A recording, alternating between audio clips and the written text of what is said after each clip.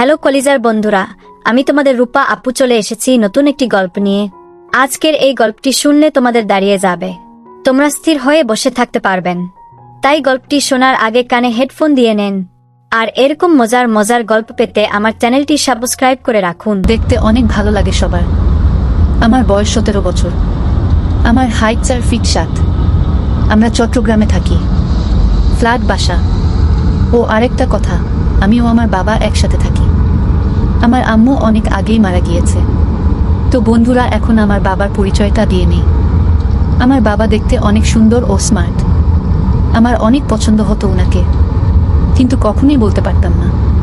আমার মা মারা যাবার পর আমার বাবা আমাকে মায়ের অভাব বুঝতে দেয়নি। অনেক আদর যত্নে লালন করে বড় করে তুলেছে। তাই বাবাকে আমি অনেক ভালোবাসি, বাবাও আমাকে অনেক ভালোবাসে। আমার বাবা একটি প্রাইমারি স্কুলের টিচার। 15 বছর হয় ওখানে চাকরি করছে। তো বন্ধুরা, চলুন মূল ঘটনায় যাওয়া যাক। একদিন আমি পাশের বাড়ির বান্ধবীর সাথে খেলতে গিয়েছি। হঠাৎ বাবা বাড়িতে চলে আসে, কিন্তু আমি টেরই পাইনি। আমাদের ঘরের ভিতরেই অ্যাটাচ বাথরুম ছিল। বাবা ওটার ভেতরে গোসল করতে গিয়েছে। বাড়িতে আসার পর বাথরুমে পানির আওয়াজে বুঝতে পারি বাবা গোসল করছে। আরেকটা কথা বন্ধুরা, আমাদের বাসায় একজন কাজের লোক ছিল, ওর নাম ছিল শর্মিলা। বাবা শর্মিলাকে বলল, এই শর্মিলা, গামছাটা নিয়ে আসো তো। আমি তো লুকিয়ে আছি বাথরুমের সামনে। শর্মিলা আন্টি গামছা নিয়ে আসতেছে। আন্টি বাবাকে গামছাটা দিবে, অমনি মুহূর্তেই আমি আন্টিকে বললাম যে আমার কাছে গামছাটা দাও, আমি বাবাকে দিয়ে দিচ্ছি। শর্মিলা আন্টি সরল মনে আমার কাছে গামছাটি দিয়ে দিল।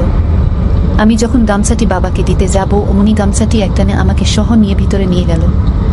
ভিতরে ঢুকে দেখি বাবা স্নান করতেছে। এরপর বাবা আমাকে পিছন থেকে দেখে বলল, জানিস মালা, তোকে না আজকে খুব সুন্দর লাগছে। তুই যে এত সুন্দর করে সাজতে জানিস, আমি তো আগে জানি না। এরপর বাবা বলল, আচ্ছা মালা, আজকে তুই কাপড় খুলবি, দেখবো তোকে কেমন সুন্দর দেখা যায়। যাই হোক বন্ধুরা, এরপর বাবা স্নান শেষে রান্নাঘরে গেল এবং বলল, আমার মালা তো সব কিছুই রান্না করে রেডি করে রেখেছে। বাবা বলল, আজকে মালাকে কে খুব সুন্দর লাগতেছে। যাই হোক, ভাতও মাখতেছি, কিন্তু ভাতও খাইতে পারতেছি না। আমার মেয়েটা যে এত সুন্দর করে সাজছে, দেখতে একদম আকাশের পরীর মতো লাগছে। আমি খাচ্ছি আর মালাকেও বললাম, তুইও খা। মালা বলল, বাবা তুমি এখন খাও, আমি পরে খাবো। আমার আজ খাইতে ইচ্ছা করছে না। কিছুক্ষণ পর আমি এমন অভিনয় করলাম যে মনে হয় আমার অনেক জ্বর আসছে। মালাকে বললাম, মা আমার কপালে হাত দিয়ে দেখতো। মালা বলল, কেন বাবা, কি হয়েছে? দেখতো মা, আমার যেন কেমন কেমন লাগছে। বাবার কপালে হাত দিয়ে দেখি অনেক জ্বর আসছে। আমি তাড়াতাড়ি করে জলপট্টি দিয়ে দিলাম। এরপর বাবা বলল, তোর মা ও আমাকে এভাবেই জলপট্টি দিয়ে দিত। মনে হচ্ছে তোর মায়ের হাত দিয়েই আমাকে কেউ জলপট্টি দিয়ে দিচ্ছে। আমি বললাম, আচ্ছা বাবা, তুমি এখন ঘুমাও। পরে হয়তো আমার বাবা আমাকে অনেক ভালোবেসে ফেলেছে।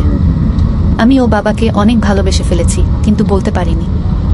বাবা পরের দিন স্কুলে যাবে। আমি বললাম, বাবা তোমার তো শরীর ভালো না, তুমি বরং আজকে স্কুলে যেও না।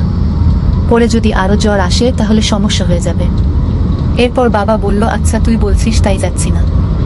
এরপর হঠাৎ একদিন বাবা বলল, মালা শোনো মা, তোর সাথে আমার কিছু কথা আছে। আমি বললাম, বলো বাবা। বাবা আমাকে জিজ্ঞেস করলো, তোর কি কোনো ছেলে পছন্দ হয়? আমি বললাম, হ্যাঁ বাবা, আমার তো তোমাকে অনেক পছন্দ হয়। এছাড়া অন্য কোনো ছেলেকেই আমার আর ভালো লাগে না। মা মারা যাবার পর থেকে তোমার প্রতি আমার অন্যরকম ভালো লাগা কাজ করে। যাই হোক বন্ধুরা, আজকের মতো এই পর্যন্তই। এই ভিডিওর পরবর্তী পার্ট পেতে আমার চ্যানেলটি সাবস্ক্রাইব করে। বন্ধুরা, নিশ্চয়ই গল্পটি তোমাদের অনেক ভালো লেগেছে। তোমাদের জন্যই আমার এই গল্পটি নিয়ে এরকম মজার গল্প আমাদের কাছে অনেক আছে। তাই প্রতিদিন গল্প শুনতে আমাদের সাথেই থাকবেন। এরকম গল্প অন্য কোথাও পাবেন না। গল্পগুলো অনেক মজাদার।